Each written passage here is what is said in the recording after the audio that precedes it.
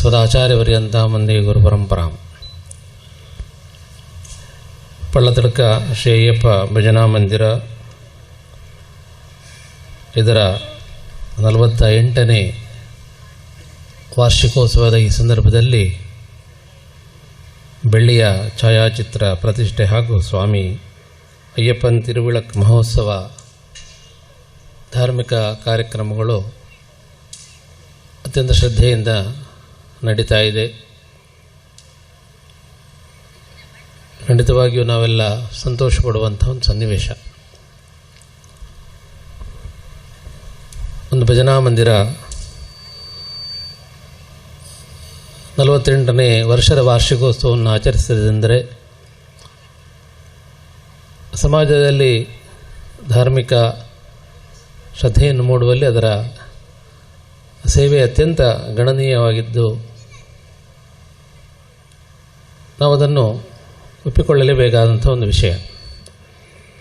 ಅದರಲ್ಲೂ ಮುಖ್ಯವಾಗಿ ನಮಗೆ 48 ಅನ್ನುವಂಥ ಸಂಖ್ಯೆ ಬಹಳ ಪವಿತ್ರವಾದದ್ದು.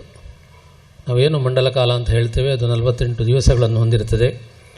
ಆ ರೀತಿಯಲ್ಲಿ 48ನೇ ವರ್ಷವನ್ನು ಒಂದು ಭಜನಾ ಮಂದಿರ ಆಚರಿಸಿದೆ ಅಂದರೆ ಈ ವರ್ಷದ ವಾರ್ಷಿಕೋತ್ಸವಕ್ಕೆ ಅತ್ಯಂತ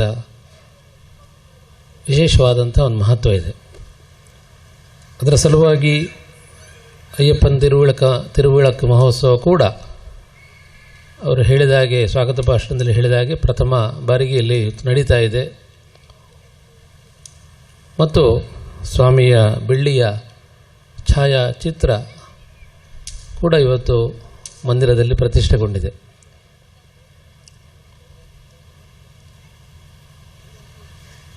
ದೇವರ ಛಾಯಾಚಿತ್ರ ಇರ್ಬೋದು, ಸಾಮಾನ್ಯವಾಗಿರ್ಬೋದು, ಬೆಳ್ಳಿಯದಿರ್ಬೋದು, ಅಥವಾ ಅದು ಮೂರ್ತಿಯಾಗಿರ್ಬೋದು. ಅದೆಲ್ಲ ನಮ್ಮ ಭಾವನೆಗಳಿಗೆ ಮತ್ತು ನಮ್ಮ ಭಾವನೆಯ ವಿಷಯಕ್ಕೆ ಒಳಗಾಗಿದ್ದು, ಯಾವುದು ದೇವರಿಗೆ ಬೇಕಾಗಿ ನಾವು ಮಾಡೋದಲ್ಲ. ನಾವು ದೇವರನ್ನು ಸರ್ವಾಂತರ್ಯಾಮಿ ಅಂತ ಹೇಳ್ತೇವೆ. ದೇವಾಲಯದಲ್ಲಿ ಗುಡಿಯಲ್ಲಿ ಇಟ್ಟು ನಾವು ಪೂಜಿಸ್ತೇವೆ. ನಿರಾಕಾರ ಅಂತ ಹೇಳ್ತೇವೆ. ನಾವು ಮೂರ್ತಿಯ ಸ್ವರೂಪವನ್ನು ಅಥವಾ ಇವತ್ತಿಲ್ಲಿ ಮಾಡಿದಂತಹ ಬೆಳ್ಳಿಯ ಛಾಯಾಚಿತ್ರದ ಸ್ವರೂಪವನ್ನು ನಾವು ಕೊಟ್ಟು ಪೂಜಿಸ್ತೇವೆ. ನಿರ್ಗುಣ ಅಂತ ಹೇಳ್ತೇವೆ. ನಾವು ಸಹಸ್ರನಾಮಗಳಿಂದ, ಅಷ್ಟೋತ್ತರಗಳಿಂದ, ಸ್ತೋತ್ರಗಳಿಂದ ನಾವು ಸ್ತುತಿಸ್ತೇವೆ. ಹಾಗಿರುವಾಗ ಇದೆಲ್ಲ ಯಾವ ಕಾರಣಕ್ಕಾಗಿ ಅಂದರೆ ಅದು ದೇವರಿಗೆ ಬೇಕಾಗಿ ಅಲ್ಲ, ಎಲ್ಲ ನಮ್ಮ ಭಾವನೆಗಳಿಗೆ ಅನುಗುಣವಾಗಿ ಅದು ನಮ್ಮ ಹಿರಿಯರು ಹಾಕಿಕೊಟ್ಟಂತಹ ಮಾರ್ಗದಲ್ಲಿ ಅದು ಆಚರಿಸಲ್ಪಡುತ್ತದೆ. ಮುಖ್ಯವಾಗಿ ನಮ್ಮ ಧರ್ಮ ಗಟ್ಟಿಯಾಗಿ ಇರಬೇಕಿದ್ದರೆ, ಅದು ಅದರ ಸತ್ವ ಸಮಾಜದಲ್ಲಿ ಗಟ್ಟಿಯಾಗಿ ನೆಲೆಯೂರಬೇಕಿದ್ದರೆ ಪ್ರತಿಯೊಬ್ಬರಲ್ಲಿ ಕೂಡ ಧಾರ್ಮಿಕ ನಂಬಿಕೆಗಳು ಜಾಗೃತಗೊಳ್ಳಬೇಕು ಮತ್ತು ಆ ನಂಬಿಕೆಗಳಿಗೆ ಅನುಗುಣವಾಗಿ ಆಚರಣೆಗಳು ಅನುಷ್ಠಾನದಲ್ಲಿ ಇರಬೇಕು. ಅಂಥ ಒಂದು ಮುಖ್ಯವಾದ ಒಂದು ಧಾರ್ಮಿಕವಾದಂಥ ಒಂದು ಆಚರಣೆ ಈ ಅಯ್ಯಪ್ಪ ಭಜನಾ ಮಂದಿರಗಳಲ್ಲಿ ನಡೆಯುವಂಥದ್ದು. ಮತ್ತು ವಾರ್ಷಿಕವಾಗಿ ಶಬರಿಮಲೆಯಲ್ಲಿ ಸನ್ನಿಹಿತನಾದಂಥ ಸನ್ನಿಧಾನ ಶ್ರೀ ಅಯ್ಯಪ್ಪನ ದರ್ಶನಕ್ಕೆ ಎಲ್ಲರೂ 48 ದಿನಗಳ ಕಾಲ ವ್ರತಾಚರಣೆಯನ್ನು ಮಾಡಿ ದರ್ಶನವನ್ನು ಪಡೆಯಲಿಕ್ಕಾಗಿ ಹೋಗುವುದು. ಆ ರೀತಿಯಲ್ಲಿ ಆ ಧಾರ್ಮಿಕ ನಂಬಿಕೆಗಳು ಎಲ್ಲರಲ್ಲೂ ಮನೆ ಮಾಡಿವೆ ಮತ್ತು ವ್ರತ ನಿಷ್ಠರಾಗಿ ಮಾಲಾಧಾರಿಗಳಾಗಿ ಎಲ್ಲರೂ ಅಯ್ಯಪ್ಪನ ದರ್ಶನಕ್ಕೆ ಹೋಗ್ತಾ ಇದ್ದಾರೆ. ನೀವು ಯಾವುದೇ ಪಕ್ಷದವರಾಗಿರ್ಬೋದು, ಯಾವುದೇ ಸಂಘಟನೆಯವರಾಗಿರ್ಬೋದು, ಅದು ಗಣನೆಗೆ ಬರುವುದಿಲ್ಲ. ಪ್ರತಿಯೊಬ್ಬನಲ್ಲಿಯೂ ಧಾರ್ಮಿಕ ನಂಬಿಕೆಗಳು ಅಚಲವಾಗಿದ್ದಲ್ಲಿ, ಧಾರ್ಮಿಕ ನಂಬಿಕೆಗಳು ಅವನ ಮನಸ್ಸಲ್ಲಿ ಗಟ್ಟಿಯಾಗಿದ್ದಲ್ಲಿ ಆಗ ಮಾತ್ರ ಧರ್ಮ ಅದು ಉಳಿಲಿಕ್ಕೆ ಅದು ಕಾರಣ ಆಗ್ತದೆ ಮತ್ತು ಮುಂದಿನ ತಲೆಮಾರಿಗೆ ಅದು ವರ್ಗಾವಣೆಗೊಳ್ಳಲಿಕ್ಕೆ ಅದು ಕಾರಣ ಆಗ್ತದೆ. ನಾವು ಅಂತಹ ಧಾರ್ಮಿಕ ನಂಬಿಕೆಗಳನ್ನು ನಮ್ಮ ಜೀವನದಲ್ಲಿ ಬಲವಾಗಿ ಆಚರಿಸಿಕೊಂಡು ನಮ್ಮ ಮನೆಯಲ್ಲಿರುವಂತಹ ಯುವ ಪೀಳಿಗೆಗೆ, ಮಕ್ಕಳಿಗೆ ಬೋಧಿಸಿದರೆ ಮತ್ತು ನಮ್ಮ ಅನುಷ್ಠಾನದಲ್ಲಿ ಅವರಿಗೆ ಅದನ್ನು ಅನುಸರಿಸುವಂತೆ ನಾವು ಕಾರ್ಯಪ್ರವೃತ್ತರಾದರೆ ಆಗ ಮಾತ್ರ ಅಂತಹ ಧಾರ್ಮಿಕ ಅರಿವು, ಧಾರ್ಮಿಕ ನಂಬಿಕೆಗಳು ಮುಂದಿನ ಪೀಳಿಗೆಯಲ್ಲಿ ಕೂಡ ಅದು ಮೊಳಕೆ ಹೊಡಿಲಿಕ್ಕೆ ಅದು ಕಾರಣ ಆಗ್ತದೆ. ಅಂಥದ್ರಲ್ಲಿ ಇವತ್ತು ಮುಖ್ಯವಾಗಿ ನಾವು ನಮ್ಮ ಸನಾತನ ಧರ್ಮೀಯರಲ್ಲಿ, ಹಿಂದೂ ಸಮಾಜದಲ್ಲಿ ಕಾಣುವಂಥದ್ದು ಈ ಅಯ್ಯಪ್ಪನ ಕುರಿತಾದಂಥ ಅಚಲವಾದಂಥ ಒಂದು ನಂಬಿಕೆ. ಇವತ್ತು ದೇಶದ ಎಲ್ಲೆಡೆಗಳಿಂದ ಅಯ್ಯಪ್ಪನ ದರ್ಶನಕ್ಕಾಗಿ ಲಕ್ಷಾಂತರ ಮಂದಿ ಶಬರಿಮಲೆಯತ್ತ ಹೋಗುವುದನ್ನು ನಾವು ನೋಡ್ತಾ ಇದ್ದೇವೆ. ಅಂಥ ಒಂದು ಗಟ್ಟಿಯಾದ ಒಂದು ನಂಬಿಕೆ ನಮ್ಮ ಧರ್ಮದಲ್ಲಿ ಇರುವುದರಿಂದ, ನಮ್ಮ ಧರ್ಮ ಬಂಧುಗಳಲ್ಲಿ ಇರುವುದರಿಂದ ಇವತ್ತು ಈ ವ್ಯವಸ್ಥೆ ಇಷ್ಟು ಸುವ್ಯವಸ್ಥಿತವಾಗಿ ನಡೀಲಿಕ್ಕೆ ಅದು ಕಾರಣ ಆಗ್ತದೆ. ಧಾರಣಾ ಧರ್ಮ ಮಿಥ್ಯಾಹು ಧರ್ಮೋ ಧಾರಯತೆ ಪ್ರಜಾಹ ಅಂತ.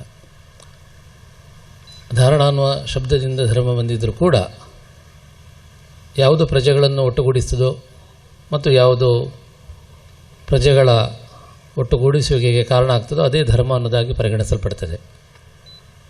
ಹಾಗಿರುವಾಗ ಇಂತಹ ಪ್ರತಿಯೊಂದು ವಿಷಯಗಳು ಕೂಡ ಧರ್ಮ ಅನ್ನುವ ರೀತಿಯಲ್ಲಿ ಬಿಂಬಿತವಾಗಿ ನಮ್ಮ ಧರ್ಮವನ್ನು, ನಮ್ಮ ಧಾರ್ಮಿಕ ನಂಬಿಕೆಯನ್ನು ಉಳಿಸುವಲ್ಲಿ ಇತ್ತೀಚಿನ ದಿನಗಳಲ್ಲಿ ಇರುವುದು ನಮಗೆ, ನಮ್ಮ ಸಮಾಜಕ್ಕೆ ಅದೊಂದು ಸಂತೋಷದ ವಿಷಯ. ಬಹಳಷ್ಟು ಅಯ್ಯಪ್ಪ ಭಜನಾ ಮಂದಿರಗಳಲ್ಲಿ ಈ ಕಾಲಗಳಲ್ಲಿ ಅಯ್ಯಪ್ಪ ತಿರುಬೆಳಕು ಮಹೋತ್ಸವ, ವಾರ್ಷಿಕೋತ್ಸವಗಳು ನಡೀತಾ ಇದೆ. ಕೆಲವೊಂದು ಕಡೆಯಲ್ಲಿ ಬಹಳ ವಿಜೃಂಭಣೆಯಿಂದ, ಕೆಲವೊಂದು ಕಡೆಯಲ್ಲಿ ಅವರ ಇತಿ ಮಿತಿಗಳಿಗೆ ಅನುಸಾರವಾಗಿ ನಡೀತಾ ಇರ್ತದೆ.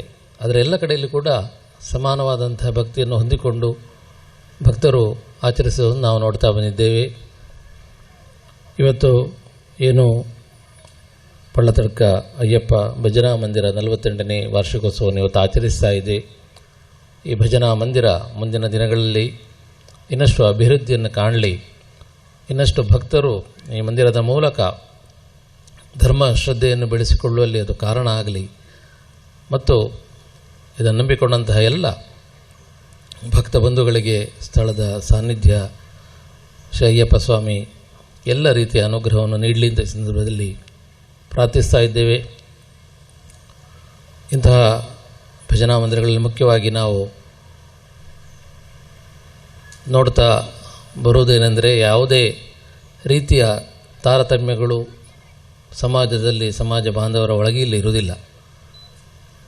ಜಾತಿಯ ವಿಷಯವಾಗಿ ಆಗಿರ್ಬೋದು, ಅಥವಾ ಮೇಲು ಕೀಳು ಅನ್ನುವ ರೀತಿಯಲ್ಲಿರ್ಬೋದು, ಅಥವಾ ಬಡವ ಬಲ್ಲಿದ ಅನ್ನುವಂಥ ರೀತಿಯಲ್ಲಿ ಆಗಿರ್ಬೋದು. ಅಂತಹ ಯಾವುದೇ ತಾರತಮ್ಯ ಇಲ್ಲದೆ ಎಲ್ಲರೂ ಒಮ್ಮನಸ್ಸಿನಿಂದ ಸಹೋದರಂತೆ ಇಂತಹ ಭಜನಾ ಮಂದಿರಗಳಲ್ಲಿ ಬೆರೀತಾರೆ. ಅಂತಹ ಪರಂಪರೆ ಕೂಡ ಮುಂದುವರಿಲಿ, ಎಲ್ಲರಲ್ಲೂ ಧರ್ಮ ಶ್ರದ್ಧೆ ಜಾಗೃತವಾಗಲಿ, ಧರ್ಮ ಇನ್ನಷ್ಟು ಉಜ್ವಲಿಸಲಿ ಅನ್ನುವಂತಹ ನಮ್ಮ ಪ್ರಾರ್ಥನೆಯನ್ನು ಕೂಡ ಈ ಸಂದರ್ಭದಲ್ಲಿ ತಿಳಿಸ್ತಾ,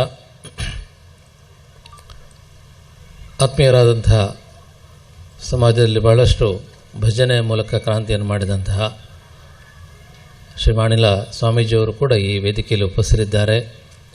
ಅವರನ್ನು ಕೂಡ ಈ ಸಂದರ್ಭದಲ್ಲಿ ವಿಶೇಷವಾಗಿ ಅಭಿನಂದಿಸ್ತಾ, ಸಮಾರಂಭದ ಅಧ್ಯಕ್ಷರು, ಧಾರ್ಮಿಕ ಭಾಷಣಕಾರರು, ಅಂತೆಯೇ ಮುಖ್ಯ ಅಭ್ಯಾಗತರು ಎಲ್ಲರೂ ವೇದಿಕೆಯಲ್ಲಿ ಉಪಸ್ಥಿತರಿದ್ದೀರಾ.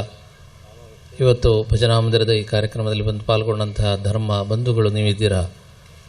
ಎಲ್ರಿಗೂ ನಮ್ಮ ಆರಾಧ್ಯ ಮೂರ್ತಿಗಳಾದ ಶ್ರೀ ದಕ್ಷಿಣಾಮೂರ್ತಿ ಗೋಪಾಲಕೃಷ್ಣ ಸ್ವಾಮಿ ಹಾಗೂ ಸ್ಥಳದ ಸಾನ್ನಿಧ್ಯ ಶ್ರೀ ಅಯ್ಯಪ್ಪ ಸ್ವಾಮಿ ಆಯುರಾರೋಗ್ಯ ಭಾಗ್ಯಗಳನ್ನು ನೀಡಿ ಹರಸಲಿ ಅಂತ ಈ ಸಂದರ್ಭದಲ್ಲಿ ವಿಶೇಷವಾದಂತಹ ಪ್ರಾರ್ಥನೆಯನ್ನು ಸಲ್ಲಿಸ್ತಾ ಮಾತಿನಿಂದ ವಿರಮಿಸ್ತಾ ಇದ್ದೇನೆ. ಸರ್ವೇ ಜನಾಃ ಸುಖಿನೋ ಭವಂತು. ಓಂ ಶಾಂತಿ ಶಾಂತಿ ಶಾಂತಿ.